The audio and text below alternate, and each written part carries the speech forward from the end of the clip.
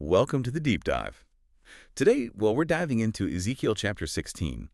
It's a biblical text that really pushes back hard against some common ideas about the God of Israel. hmm You hear critics sometimes try to diminish God, right? Calling him just another Canaanite storm god or maybe a desert demon. Sort of primitive, nothing special. Yeah, that old line, yeah. But what if, as we really dig into this chapter, we find out those criticisms are completely backwards? Ezekiel 16 is, well, let's be honest, it's uncomfortable for a lot of readers. It's one of those chapters that makes you squirm a bit. It really is. It confronts us with God's raw, almost shocking emotion, Mm. his rage, his jealousy, this profound heartbreak. But maybe, just maybe, it's exactly these intense feelings that show us a God totally unlike anything the ancient world conceived, not some distant force. Right. This is a God who's personally invested, who loves so fiercely that when he's betrayed, he uses language that frankly makes us blush. So our mission today is to unpack what this really intense ancient text tells us about God's heart, and maybe surprisingly, about our own lives too. Yeah, and what's really fascinating here, I think, is how the sheer intensity and maybe even the quality of God's emotional reaction actually sets him apart. It doesn't lump him in with pagan gods at all. How so? Well, think about the typical gods back then, right? Storm gods, fertility goddesses. They don't really have nervous breakdowns over whether their followers are keeping promises or making moral choices. And desert demons. Hmm. They aren't pouring out their hearts using these long, detailed metaphors about marriage and betrayal. Regional gods mostly cared about getting their sacrifices, their tribute, exercising power. They weren't typically concerned with the personal moral choices of individuals. Okay. But the God we meet in Ezekiel 16, he's totally different. This is a God who, the text insists, genuinely sees what you do, even the secret stuff. A God whose heart, it says, fills with joy when you choose what's right. And amazingly, a God who feels actual personal pain when you choose what's wrong. So his emotions aren't just intense, they're qualitatively different. They signal a completely unique kind of relationship. Okay, let's get into this then. God doesn't start with, abstract philosophy or legal rules here. Instead, he tells a story. And it's so personal, so intimate, it almost feels like we're eavesdropping on something private and raw. He tells Jerusalem about her origins. He starts, your origin and your birth were from the land of Canaan. Your father was an Amorite and your mother a Hittite. Then comes this really vivid, kind of shocking picture of abandonment. Yeah, it's brutal. On the day you were born, your navel cord was not cut, nor were you washed with water for cleansing. You were thrown out into the open field, for you were a horde on the day you were born. Yeah. Just total helplessness, unwanted, left for dead. And this really personal, tender story, I mean, that's just not how gods like Molech, the one associated with child sacrifice, or Ashtoreth, a fertility goddess, that's not how they talk. You don't find them reminiscing about finding abandoned babies or expressing these kinds of foundational memories. This story immediately highlights a God of choice, not obligation. He says it right there in verse 6. I passed by you and saw you wallowing in your blood, and I said to you in your blood, live. It wasn't some cosmic duty. Oh. It was this passionate, personal, almost inexplicable choice to love someone nobody else wanted. And that act of choice, that's such a key insight for us, isn't it? It mirrors how God often sees us. When maybe the world wrote you off or circumstances felt hopeless, when you felt totally unwanted, God chose you. Not because you were amazing or had potential he could use, but because his heart just moved towards you with his totally undeserved love. And then here's where it gets even deeper, I think. The story moves from just rescue to this profound relationship, a covenant. And this is what really separates the God of Israel from, pretty much every other God back then. In verse 8, God says, I passed by you again and saw you, and behold, your time was the time for love. Just pause on that. The creator of everything is talking about his relationship with his people, like he's falling in love, not a treaty, not a contract exactly, but this bond based on affection. He goes on with this language of protective intimacy. I spread my wing over you and covered your nakedness. That's fair. That's not just pity. That's taking responsibility, wanting to protect, to provide. Personal. And then comes the covenant, like a wedding vow. I swore to you and entered into covenant with you, declares the Lord God D, and you became mine. Possession, belonging, commitment. And right after that covenant, you get this almost extravagant description of divine investment, how God adorns Jerusalem. He says, I bathed you, I anointed you with oil, I clothed you with embroidered cloth. adorned you with ornaments. This isn't just basic survival stuff. This is lavish, The intimate. gold, silver, fine linen, silk, jewelry, even crown. Exactly. And the conclusion in verse 14 is powerful. Your fame went out among the nations because of your beauty, for it was perfect through the splendor that I had bestowed on you. Wow. So this isn't some indifferent deity. Mm-hmm. This is a God who takes actual pride in what he's made, who loves making his beloved beautiful, wants the whole world to see. Mm-hmm. It really puts human love in perspective, doesn't it? And for us listening, it highlights that maybe every good thing in your life, Yeah. your skills, the chances you get, your relationships, even just your breath, Yeah. they're not accidents. They're like love gifts from a God who enjoys adorning you with his goodness, who takes personal joy when you flourish. Okay, so after all that love, all that investment, then comes the turn, the gut punch. Yeah, verse 15. It just hits you. Yeah. But you trusted in your beauty and played the prostitute because of your fame, and you lavished your whoring on anyone who passed by. Mm-hmm. I mean, this isn't abstract theology. This is personal betrayal described with language that's visceral, shocking. God isn't giving us analysis here. He's bleeding on the page. That's a good way to put it. And what comes next is this detailed, really disturbing list of spiritual adultery. How Jerusalem took God's own gifts and twisted them for idol worship. The clothes he gave, used to deck out idols. The gold and silver, melted down to make images. The beautiful embroidered garments, draped over idols. Even the food he provided, fine flour, oil, honey, offered up to these other gods. And this is the absolute key insight, I think. It clarifies everything. Jerusalem isn't leaving God for some, objectively better God. Right. She's taking his gifts, everything he poured into making her who she was, and using them to worship Moloch, Ashtoreth, Tophet, The very gods. the very regional deities, the storm gods, the desert demons that the critics say God is just another version of. The irony is just crushing. It shows such a deep betrayal of trust. And that ancient story, it kind of invites us to look at our own lives, doesn't it? Mm-hmm. How often do we maybe take the talents God gave us and, well, use them to chase money or status instead of his purposes? Or take the relationships he blessed us with and use them for our own glory instead of serving others? It's convicting. God sees it all, the text implies. Behind closed doors, our private thoughts, secret attitudes. He notices when we take his gifts and point them towards other things, other gods in our lives. Then comes what feels like the most horrifying betrayal. Verses 20-22, God says, "You took your sons and your daughters, whom you had borne to me, and sacrificed them to them for food." Oh, child sacrifice? Explicitly, child sacrifice to Molech, using the very children God gave within the covenant to feed demons. Yes. And then God's heartbroken accusation.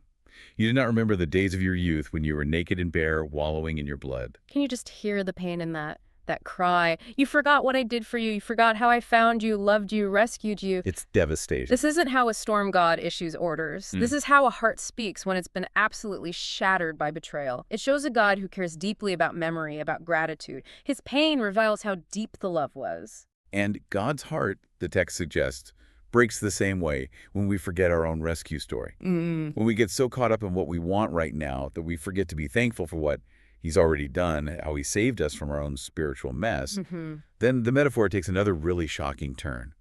God says Jerusalem messed up even the basic economics of prostitution back then. All right, usually the prostitute gets paid. But Jerusalem, God says, you gave gifts to all your lovers and bribed them to come to you from every side for your prostitution. She's paying them. That's backwards. She's so desperate for the attention of these other gods, she's bribing them with the gifts Yahweh gave her. God's conclusion is just devastating.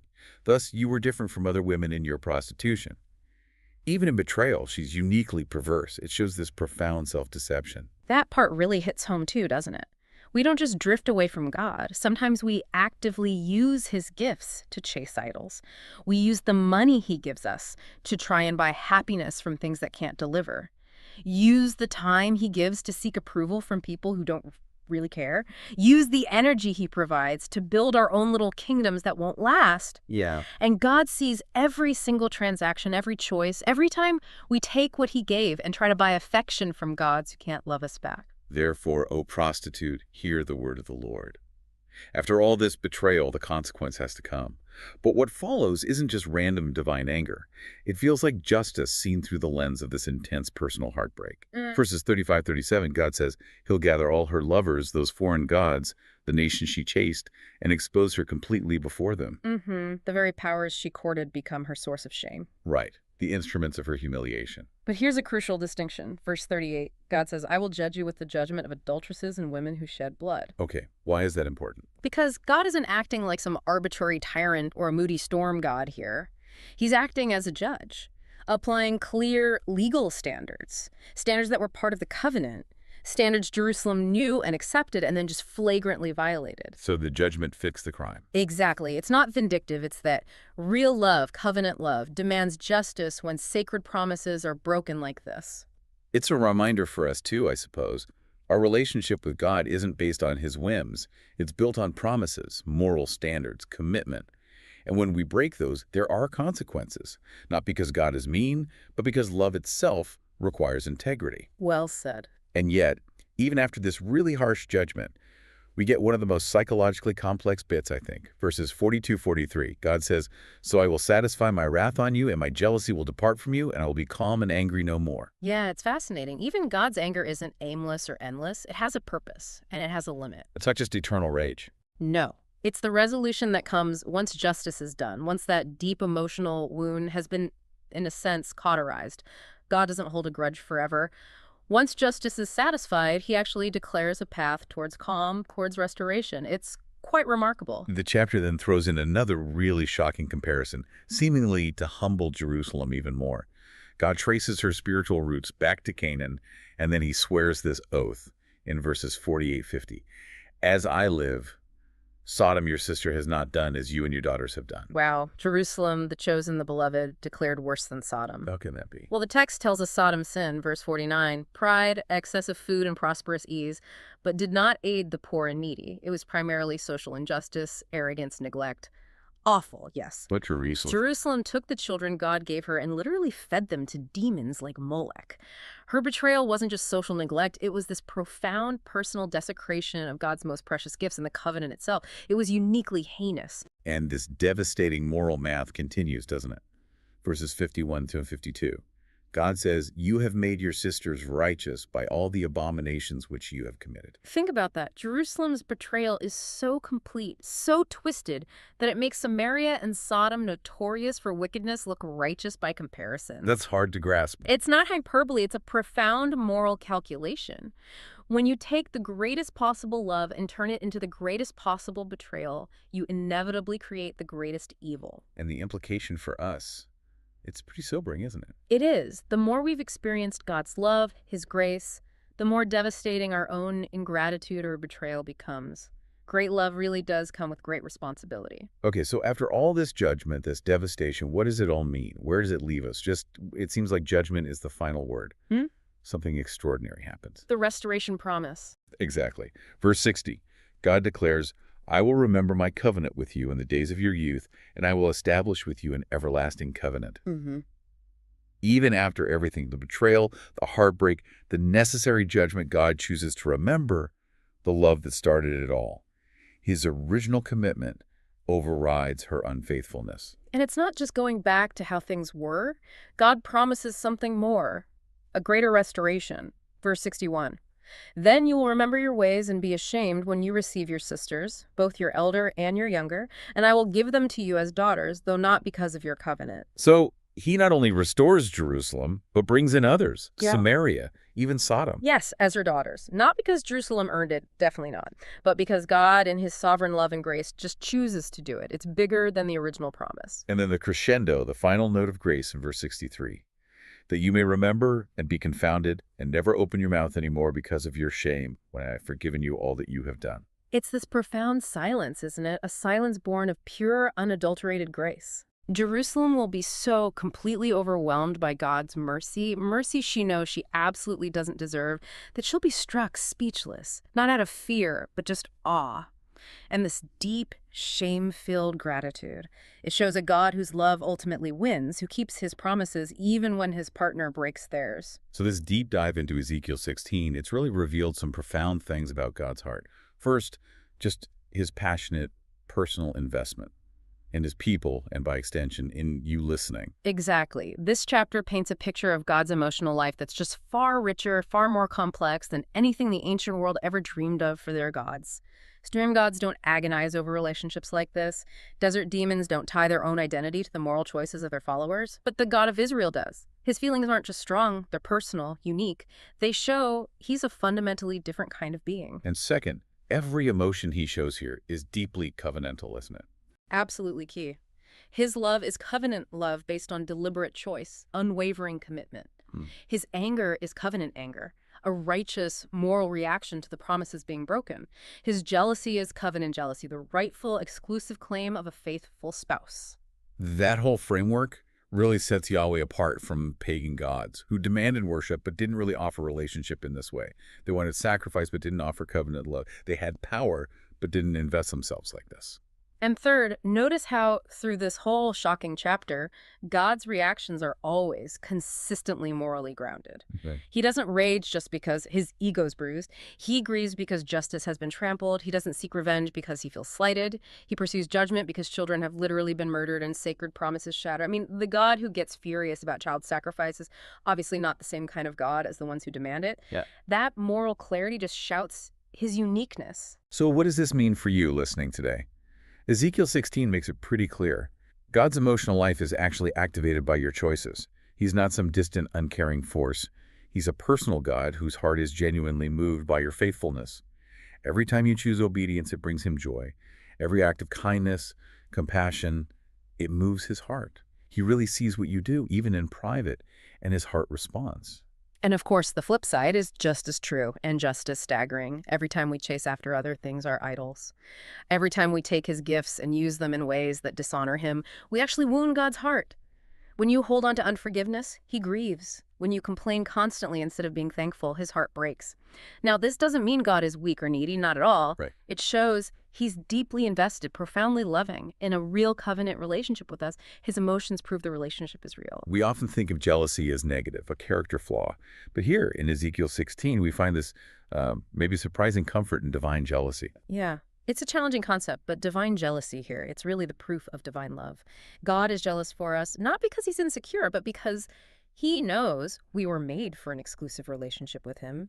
He knows that chasing other gods, whatever they are for us, will ultimately hurt us, destroy us. So it's protective. Exactly. The God who rages against our idolatry is the God who loves us enough to fight for us. Who knows we're worth so much more than the cheap substitutes we often settle for.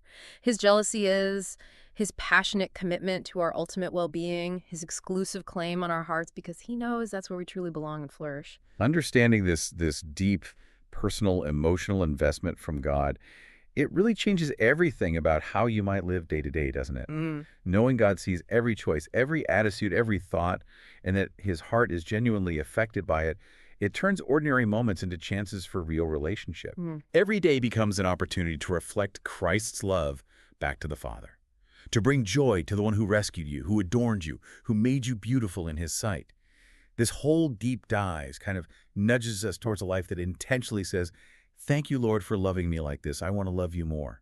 So, those critics, the ones who try to dismiss the God of the Old Testament as primitive or just another tribal deity borrowed from pagan myths, they've got it completely backwards.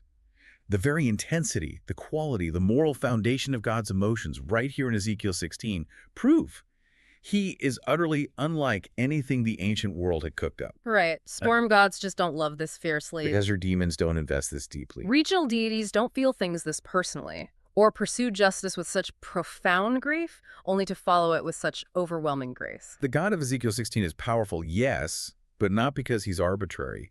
It's because his love is so immense, he can't just shrug off betrayal. He's overwhelming, not because he's cruel, but because his heart is just too vast, too complex for our neat little human boxes. And he's shocking, not because he's immoral, but because his moral vision, his purity, is just too intense for our comfortable compromises. So the real question isn't whether God has feelings about your life. I think Ezekiel 16 settles that pretty definitively. The question for you listening is whether you'll respond to that passionate divine love with the faithfulness it deserves, or will you join that long, sad line of people who took God's gifts and used them to chase after gods that ultimately can't love them back.